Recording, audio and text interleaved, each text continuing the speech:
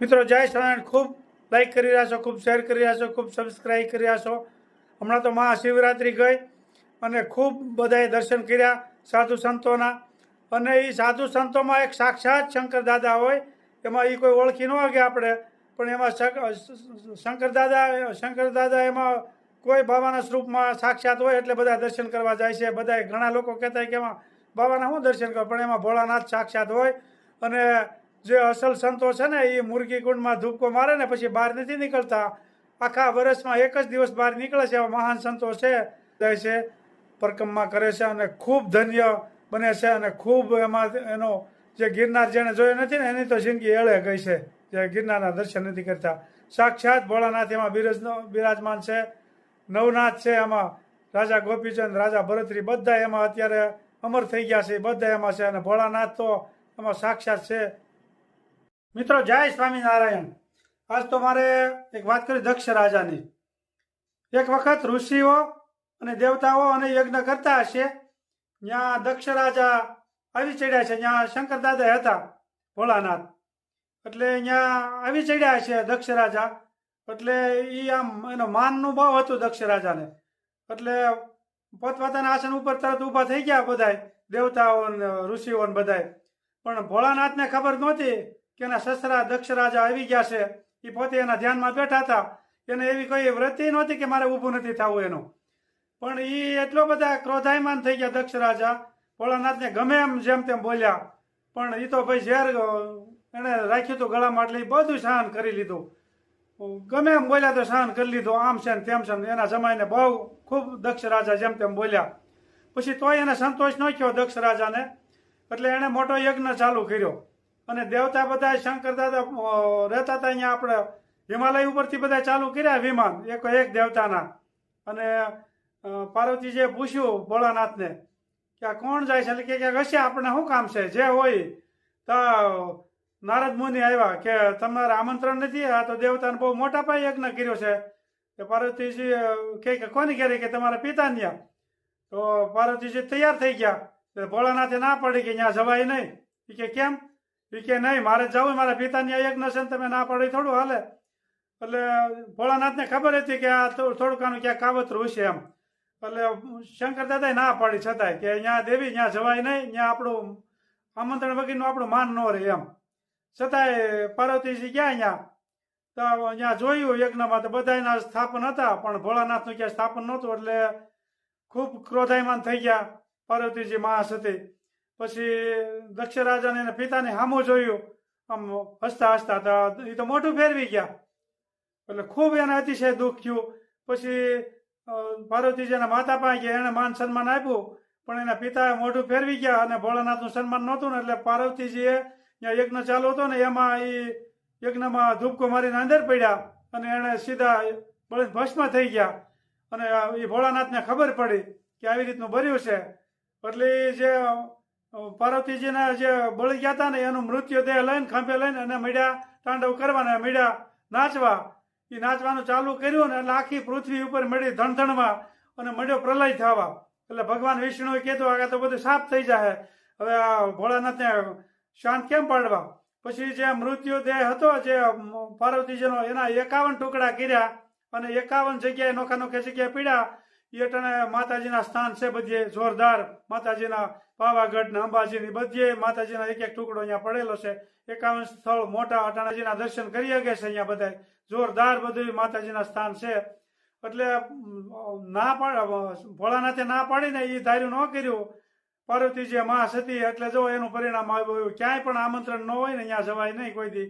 અને આમંત્રણ વગરનું જાય ને એનો બહુ અંજામ સારો ન આવે. અને સેવત વેર વિખેર થઈ ગયું. અને એનો યજ્ઞ જે દક્ષ રાજા કરતા હતા ને એ બધા ભાગી ગયા, આવું બધું થયું એટલે. અને એનો યજ્ઞમાં હાનો આવ્યો, પાર્વતીજી એમાં જીવ એનો ગુમાવ્યો અને ભોળાનાથે બધું ખેદાન મેદાન કરી નાખ્યું. એટલે આનું પરિણામ આવું ખરાબ આવે છે. એટલે આ બહુ સત્ય ઘટના છે. ને જ્યાં 51 ટુકડા પીડ્યા છે ત્યાં માતાજીના આટાણ બહુ મોટા સ્થળ છે. એટલે ખૂબ સરસ આ એક હતો. અને દક્ષ રાજાએ આવા ક્રોધ થઈને અને એને માનમાં એને કેટલું મોટું અપમાન કરી નાખ્યું ભોળાનાથનું, અને એનું પરિણામ શું આવ્યું. એટલે આ એક બહુ ઇતિહાસ જાણવા જેવો છે. જય ભોળાનાથ. શું કામ ચાલી રહ્યું? સેવ ટમેટા કા શાક. સરસ મજાનું સેવ ટમેટાનું શાક બની રહ્યું છે. સરસ મજાનું.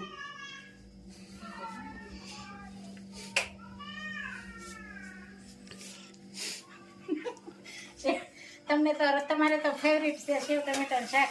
હા એ સારું ભાવે છે. બપોરે હાલે ને સાંજે હાલે સહી કરો. હા સેવ ટમેટાનું શાક તો ત્રણેય ટાણા હાલે. 3 ટાણા ન ખાવાનું હોય. 3 ટાણા ન હોય સવારે 3 ભાખરી હોય ને બરોબર છે.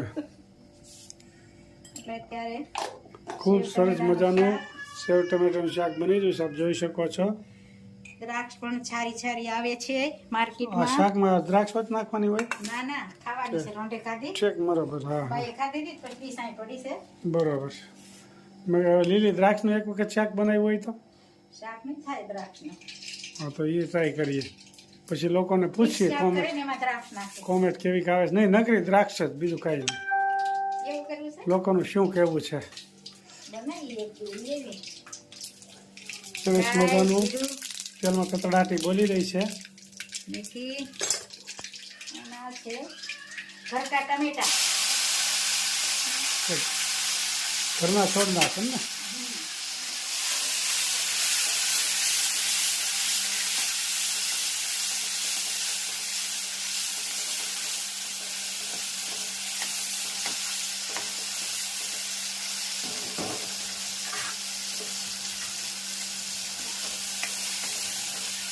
થોડીક વાર ચડવા દેવાના. પછી પાણી નાખવાનું અને પછી થોડીક વાર રહેવા દેવાનું. મસાલો નાખું છું. ધાણા જીરું, ચટણી, હળદર.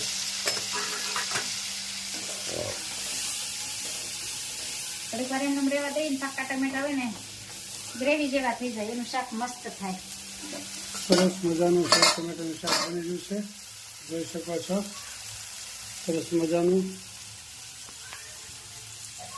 સરસ મજાનું કાઠિયાવાડી રોટલો. હો ભાઈ બોલ ભાલા. કાઠિયાવાડીમાં કોક દીક ભૂલો પડે ભગવાન. તમે દુબઈ જાવ છો જ ને એમ ક્યારેક ક્યારેક જમવા હતા ને પધારજો કાઠિયાવાડમાં. એ લોકો વિડિયા જોવે છે પણ હવે પધારવામાં તો વાર લાગે ને. રોટલો એક રોટલો પડે 3 લાખનો.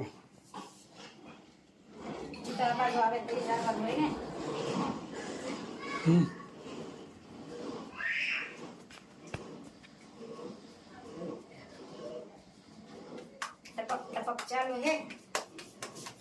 રોટલા કા કામ ટપક ચાલુ. હવે વડોદરાનો નથી કે વિજયનગરનો નથી. આ ચલાલાનો રોટલા આવી જશે. હેવી તો લોળકી જાય ને ચલાલામાં છે એ તો. એટલે વડોદરા તો નાની તાવડી હતી એટલે નાના કરતી. એટલે હવે ચલાલાની તાવડી આવી ગઈ અહીંયા. સરસ મજાનો મોટો કાઠિયાવાડી રોટલો.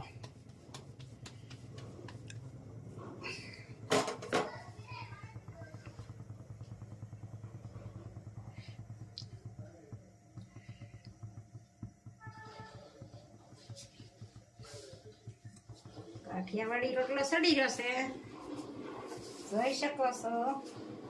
અને ભાખરી બા માટે ભાખરી.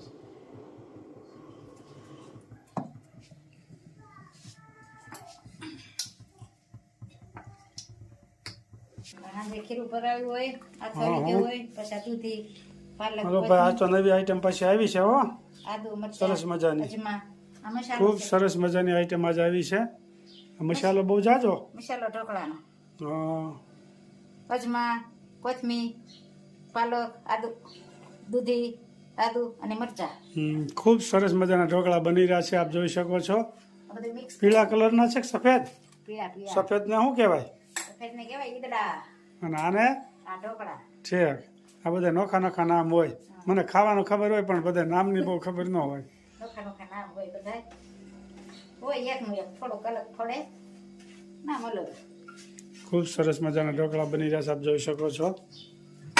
બધો મસાલો ભેળવો. પીળા અને લીલા 2 કલરના થાય.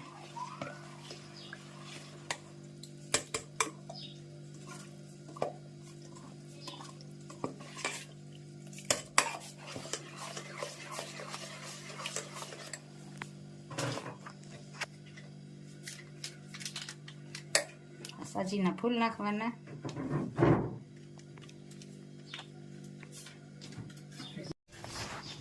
સોડા નાખ્યા અને એમાંથી લીંબુ નીસોવાનું. હા હા, ખૂબ સરસ મજાના ઢોકળા બની રહ્યા છે, આપ જોઈ શકો છો. એટલે ખોવા થાય, ઓછા થાય, મસ્ત.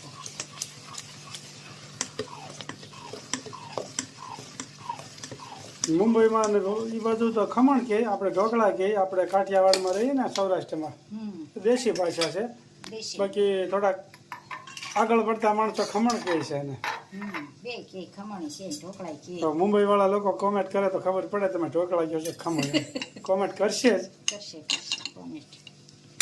કસમાં એ બધા લોકોને બહેનોને દરરોજ જોવા માટે તૈયાર હોય અને શું બનાવે છે એ ખાસ બહેનો નોંધ લે છે. અને બહેનોની કોમેન્ટ પણ સારી આવે છે. બધી બહેનોનો આપનો ખૂબ ખૂબ આભાર બહેનો. અને આ તો સરસ મજાના તેલ લગાવવાનું અને પછી એ નાખવાનું ખીરું. સરસ મજાના બની રહ્યા છે ખમણ. ખમણ ક્યારેક ક્યારેક ખમણ બોલવું. ખમણ એટલે બધાયનું માન રહીને હરખું. હા, એટલે આપણને એમ થાય ખાવ દેશી નથી, ખમણ બોલે જ ખરા એમ. આમાં નાના નાના ખમણ થઈ જાય, ગોળ ગોળ. ગોળ ગોળ.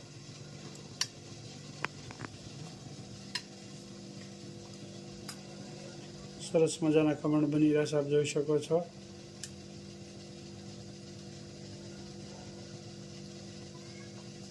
આની માથે લાલ ચટણી હતા ને નાખી શકાય, પણ આ બે થાળી આપણે મોળી કરશું.